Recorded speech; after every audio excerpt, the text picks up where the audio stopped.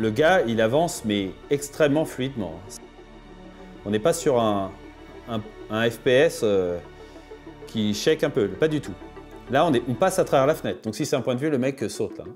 Déjà, autre truc, hein, ça nous saute aux yeux. On dirait un portail.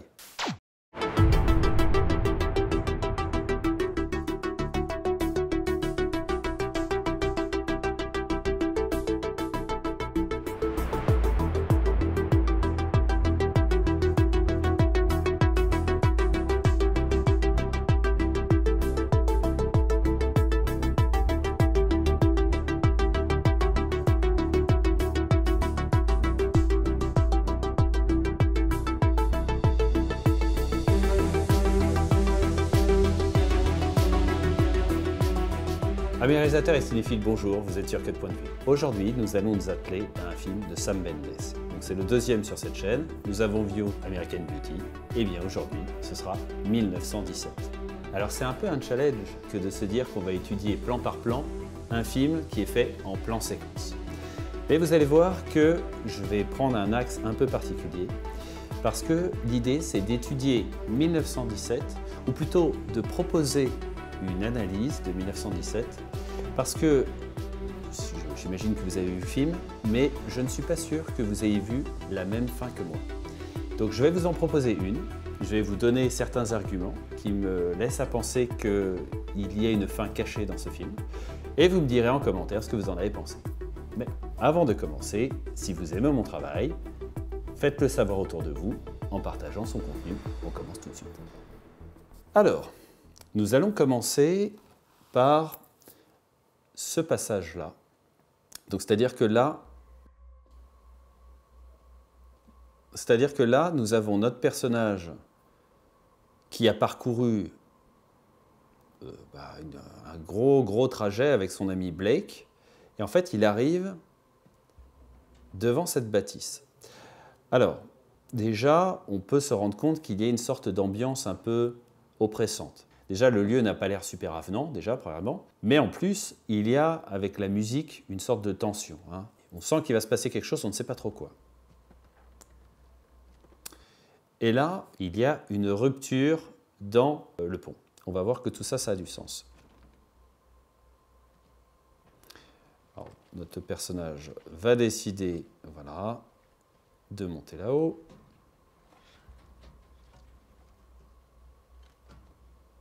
Je n'en ai pas parlé, mais le film est en plan séquence. Alors, c'est pas un seul et même plan séquence, hein, on est d'accord. C'est-à-dire qu'il y a une sensation d'unité de plan, mais ce qu'a fait Sam Mendes, c'est qu'il a fait des coupes numériques à certains endroits, d'accord?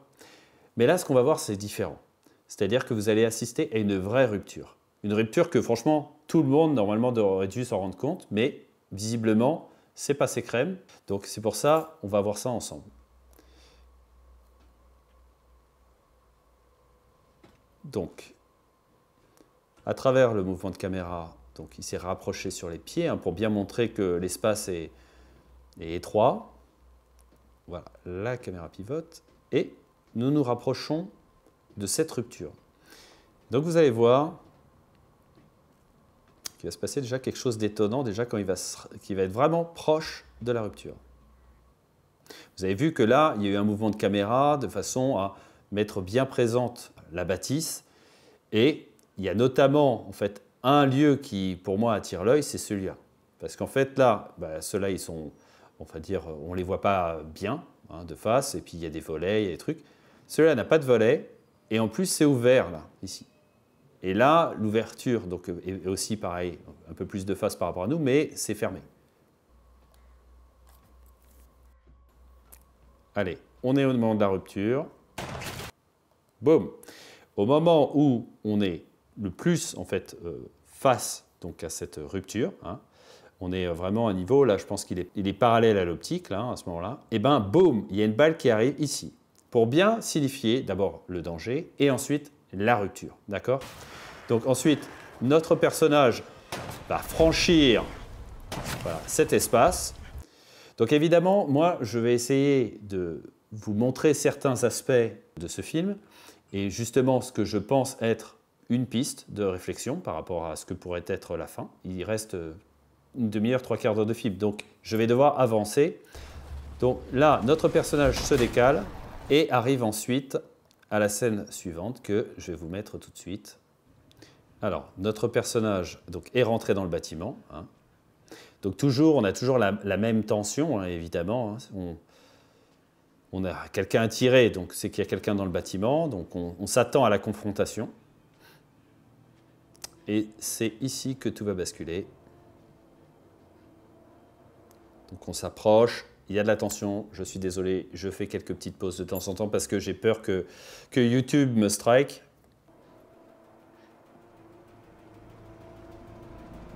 Bon, point culminant hein, de la musique, hein, donc c'est maintenant que ça va se jouer. Attention, la caméra avance, boum, et là, ça tire. Il s'est pris une balle dans la tête, d'accord? Il dégringole, noir. Et alors, regardez le noir. Hein. Là, je ne coupe pas, je ne ralentis pas, rien du tout. Hein. On a une rupture très longue. D'accord? Là, on a un son qui arrive et boum, on revient sur un visage. Donc, on a eu tout du long du film un plan qui se voulait être unique, avec donc des astuces, on est d'accord, numériques hein, pour coller tout ça, mais on a une sensation d'unité. Et boum, à ce moment-là, on est au milieu du film, il y a une rupture.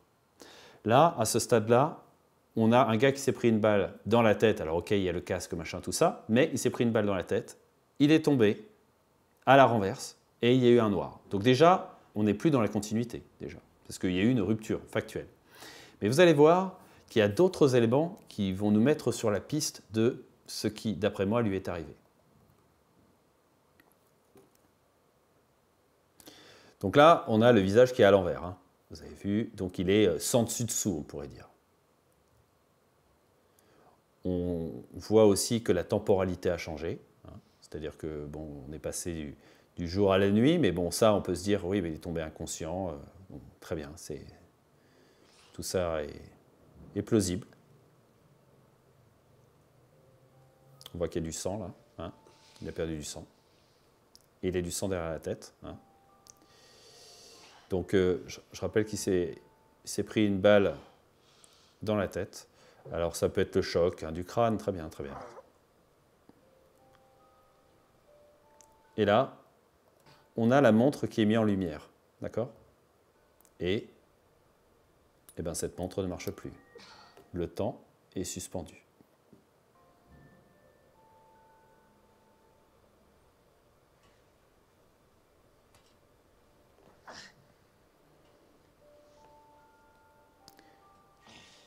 Il se redresse péniblement, évidemment.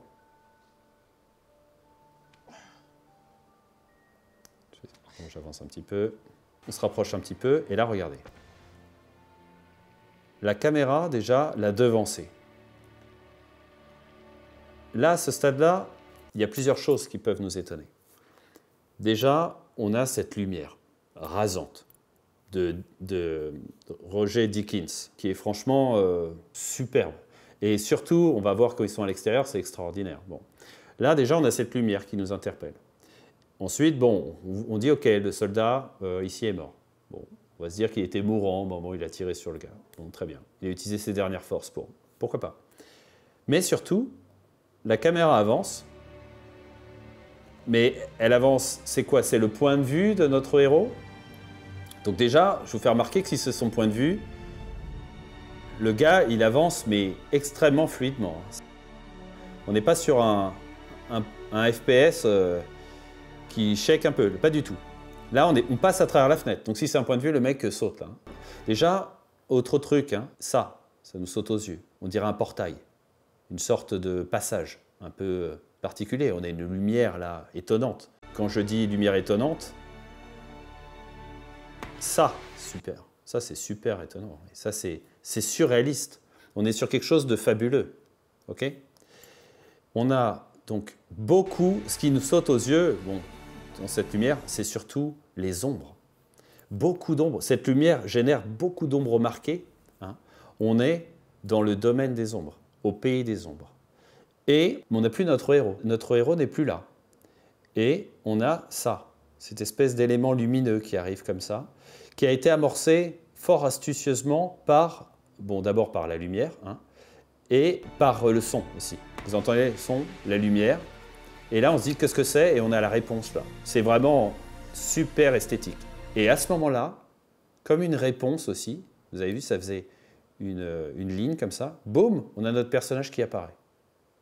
C'est-à-dire que il a, comme si c'était son âme qui avait passé au travers la vitre et qui était revenu ici. On a l'impression, on pourrait avoir l'impression qu'il s'est téléporté. Bon alors, on imagine qu'il a descendu tout ça, mais dans ce cas-là, c'était le point de vue de qui? Sachant que depuis le départ, on est en focalisation interne, c'est-à-dire qu'on voit tout ce que lui voit. Et bien là, subitement, soit on voyait des choses que lui ne verra pas, c'est-à-dire cette espèce de plan d'élévation, de descente, à moins que ce soit un indice sur ce qu'il est devenu. Donc là, il y a un gros travail, franchement, sur la lumière. Hein. Dickens, il a fait quelque chose de très, très balèze. Bon, c'est quelqu'un de brillant, hein, déjà, mais alors là, à son âge, déjà, le mec, il arrive à nous surprendre encore. Bon, on a les coups de feu, boum, ça tire par ici. Donc, allez, on reprend l'action. Vous aviez vu la musique aussi. Hein. On avait une musique qui était, on va dire, presque méditative, un peu calme, douce. Et là, boum, les coups de feu. Allez, on avance, parce que ce qui nous intéresse, c'est surtout ce qui va arriver après. Alors déjà, regardez, on a une lumière qui est plutôt blanche, qui tire légèrement vers le jaune.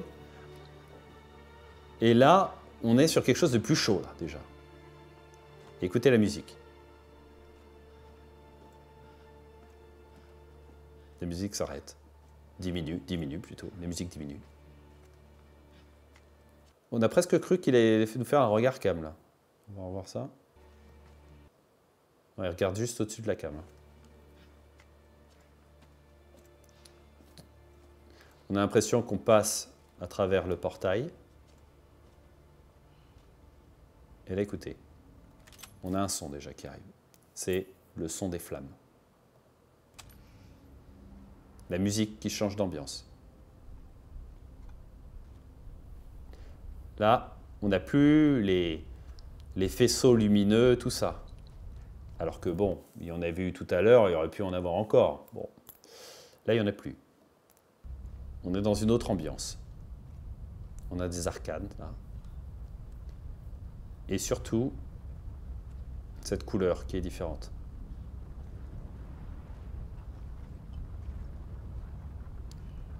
On a le bruitage de flammes qui se rapproche. Et là, en fait, il se place ici pour qu'on ait, boum, ce plan-là. C'est ce plan-là, et d'ailleurs c'est la musique qui d'un coup prend un nouvel essor, qui nous fait comprendre que ça y est, le lieu, l'exposition du lieu, c'est maintenant. C'est-à-dire que là, vous voyez, il y a une croix déjà. Il y a une croix et il y a des flammes. Donc forcément, on pense à l'enfer. Là, on se dit, ok, on est dans un lieu terrible. Moi, vous l'avez compris, je pense que mon avis, c'est que ce personnage est mort. Donc, on a eu un moment son âme qui s'est élevée, et là, il passe par l'enfer. Et là, vous allez voir qu'il y a il y a des éléments qui font que c'est un peu bizarre. On n'est plus dans quelque chose de réaliste. Au départ, on était sur quelque chose qui était réaliste, même très réaliste, on pourrait même dire. Et là, l'apparition des jarringues de ce soldat est étonnante.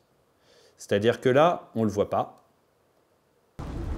Et là, regardez, on le distingue, il arrive, hop, là, il est apparu. Là, clairement, on comprend l'idée. À chaque fois, on peut, on va dire, intellectuellement, dire, oui, mais c'est la brume qui se dissipe, il apparaît. OK. Mais en fait, je pense que déjà, il y avait une sorte de brume numérique qui a été rajoutée, justement pour donner cette impression d'apparition, hein, qui marche super bien, hein, d'ailleurs. Mais déjà, c'est une apparition un peu surréaliste, un peu étonnante. Le gars avance calmement, donc dans un lieu qui ressemble à l'enfer, donc on pourrait se dire, bon, bah, finalement, peut-être un gars comme lui. Bon, le mec court, déjà, c'est pas bon signe.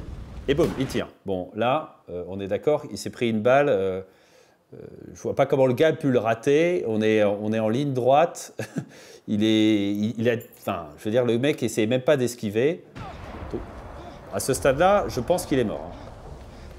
Encore, je veux dire. Bon, là, on va dire qu'il y a les colonnes. Il court, il court, il court. Là, on avait parlé la dernière fois de Diabolicus Ex Machina. Bon, là, on a eu un Deus Ex Machina. Bon, le gars a glissé, on ne sait pas trop pourquoi. Bon, c'est la pénombre, il n'a pas vu, il courait. Bon, très bien. Allez. On a fait un mouvement à 180 degrés pour voir un peu plus ce qu'il voit. Et il descend sous terre. Là, gros travail sur la lumière aussi, parce qu'il aurait été un peu plus sur la gauche, ben, on ne voyait plus rien. Apparemment, Sam Mendes faisait parfois refaire 65 fois, jusqu'à 65 fois des prises. Là, on parle de prises de 11, 12, 13 minutes en plan séquence, avec des explosions, des trucs comme ça. Bon, peut-être pas les plans avec des explosions, mais ça reste quand même incroyable de se dire que là, c'était peut-être sa 62e fois, ou je sais pas.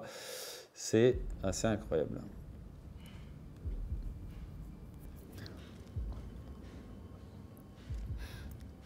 Alors, notre personnage avance. On a un suspense, évidemment, parce qu'on se dit, bon, il peut y avoir un soldat n'importe quand. Et là, on a déjà un drap. Donc un drap, c'est pas une porte. Hein. C'est pas la même sensation. La sensation tactile n'est pas la même. On a quelque chose de rigide avec une porte. Là, on a quelque chose de souple.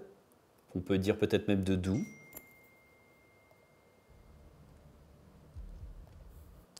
On a un foyer, c'est-à-dire qu'on avait les flammes de l'enfer derrière, des flammes qui ravageaient les bâtiments. Et bien là, on a une autre utilisation des flammes.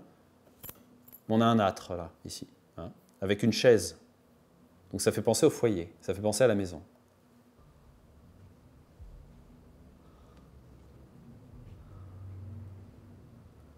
Un lit. Et vous avez vu comme c'est molletonné, hein, on a l'impression que voilà, c'est assez agréable, une petite lampe. Donc là, cette petite lampe, oui. Bon.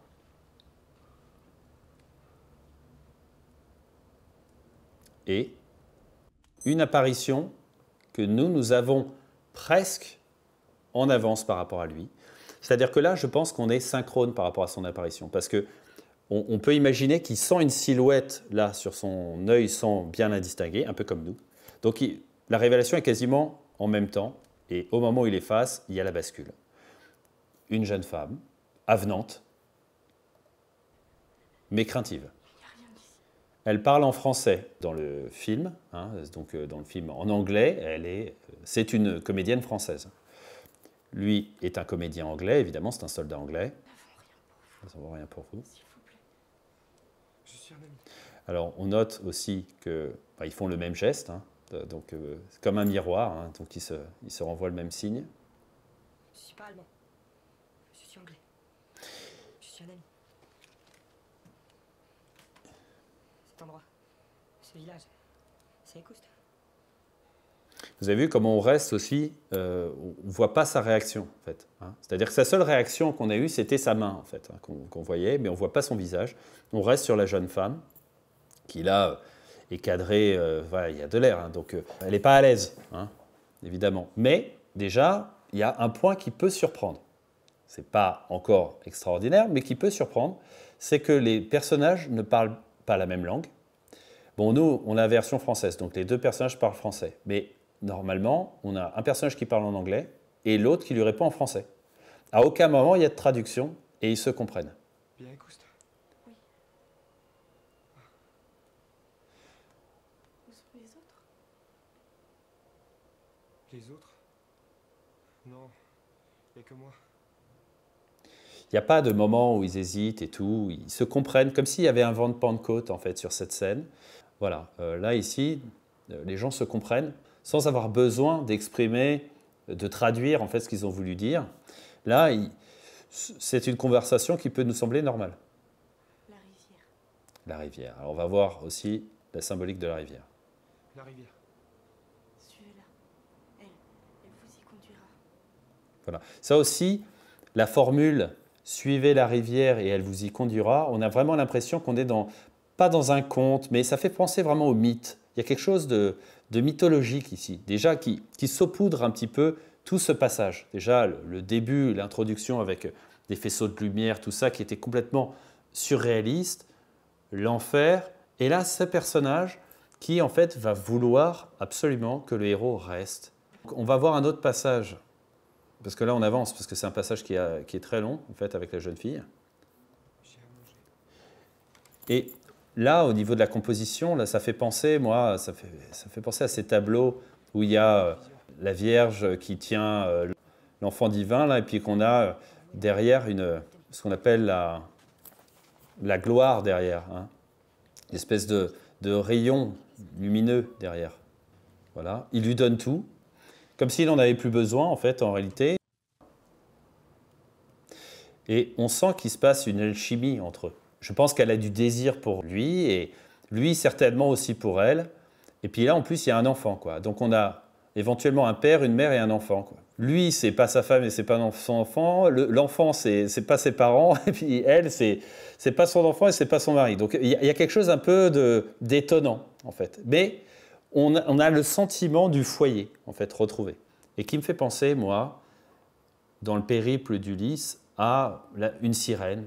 C'est-à-dire qu'elle est sympathique, on a envie, en plus là, il y a le foyer, il y a tout ça, on a envie de rester. Et finalement, il pourrait être tenté même d'oublier sa mission. On avance un petit peu, on avance un petit peu. Et puis là, elle vous aime. Voilà. Ouais, continue à parler, donc aussi rester. Aussi, pour continuer à parler. Donc là, il était debout, il avait son fusil, il a baissé son fusil, il s'est assis à côté d'elle, à côté, on va dire, de la zone lumineuse, pas loin du lit, et ils se mettent à discuter. Je pense qu'il pourrait être tenté de rester. Alors je continue, j'avance un peu, hein. On a un plan en top shot. Non, sur lui. Donc là, on va basculer dans quelque chose d'autre.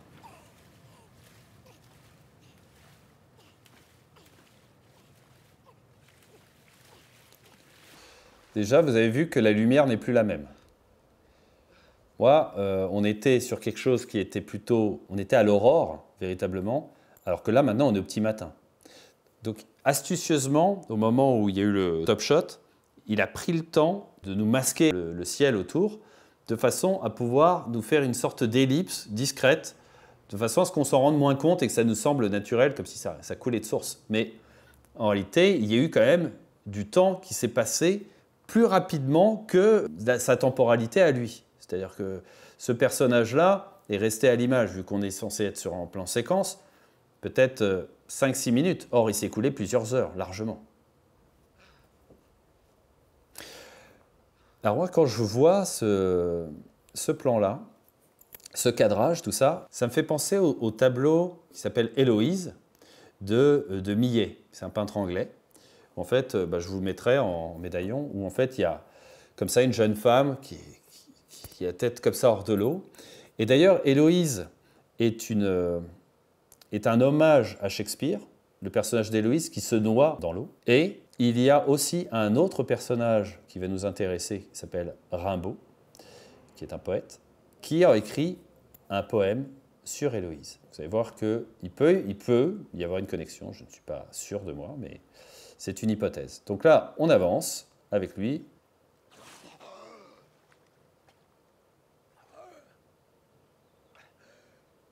On a l'impression d'ailleurs que cette espèce de souffle qu'il a d'un coup, là, c'est comme si c'était une renaissance, changement d'ambiance.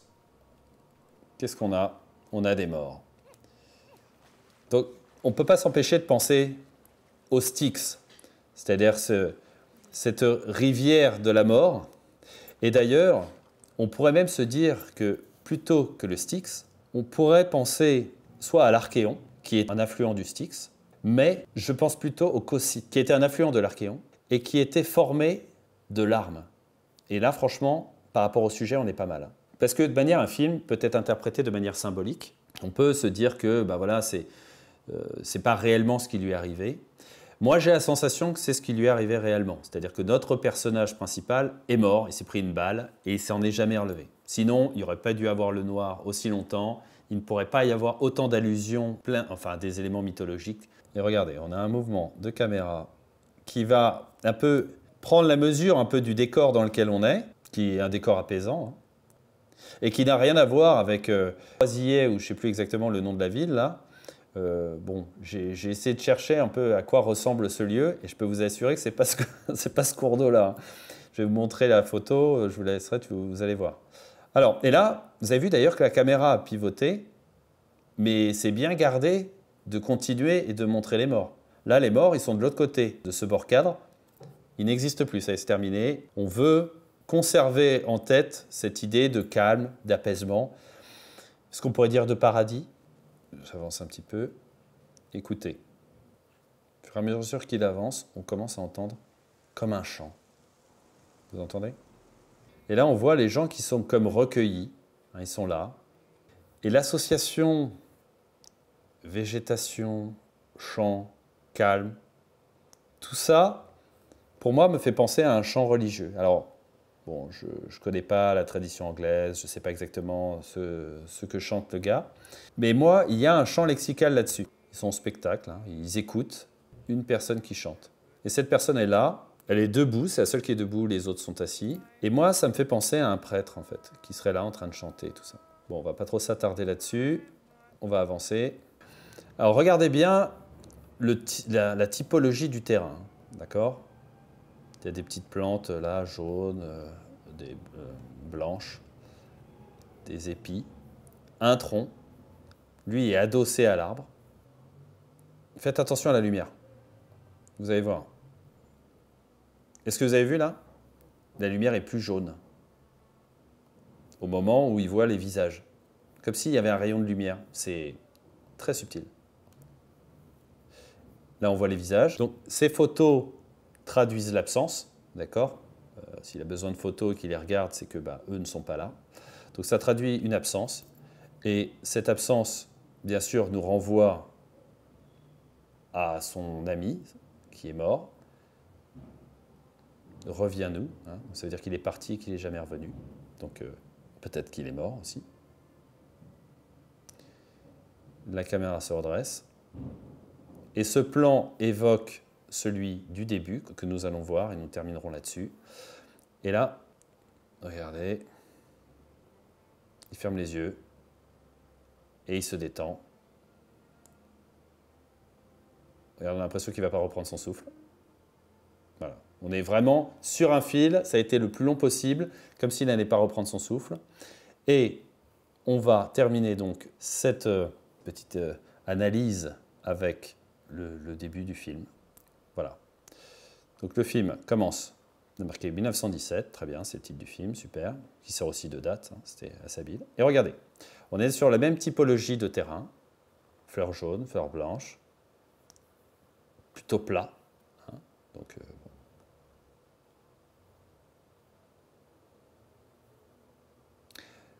Alors on pourrait se dire d'ailleurs, surtout dans la zone de guerre, il y avait beaucoup de zones comme ça. Oui, mais on a vu qu'il y avait aussi d'autres zones. On a vu des zones vallonnées, on a vu des rivières, on a vu des... Bon, voilà. Là, il n'y a pas de tout ça. On est bien d'accord que c'est un écho clair et net au début. Enfin, à la fin, plutôt. Et là, il a la même posture. Sauf que, quand nous, on l'avait vu, lui, il n'était pas là. Et je ferai remarquer qu'il regardait ses photos comme ça. À l'endroit, en fait, où il n'y a plus personne, en fait.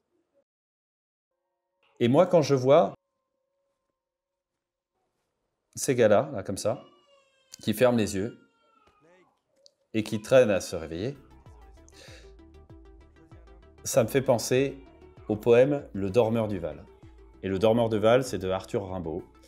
Et pour ceux qui n'ont pas lu le poème, lorsqu'on lit le poème, on croit que, au départ, le poète décrit un soldat qui dort. Et à la toute dernière ligne, il y a marqué qu'il a 2 points rouges du côté du cœur, ce qui nous fait comprendre que le soldat est mort. Et du coup, quand on relit le poème, on le lit à la lumière de cette information-là. C'est carrément les prémices de Sixième Sens, de tous ces films comme ça, où en fait on a une double lecture. Et donc là, pour moi, ça me fait penser à ça. Alors je ne dis pas que Sam Mendes a lu Arthur Rimbaud ou quoi, mais force est de constater qu'il y a la thématique de la mort, qu'il y a le soldat qui traîne à se réveiller. Et moi, ce film me fait penser à ce poème-là.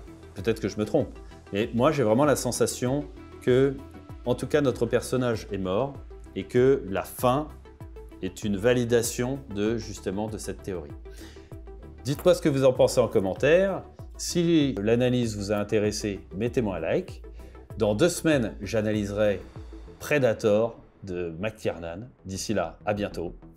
Ciao.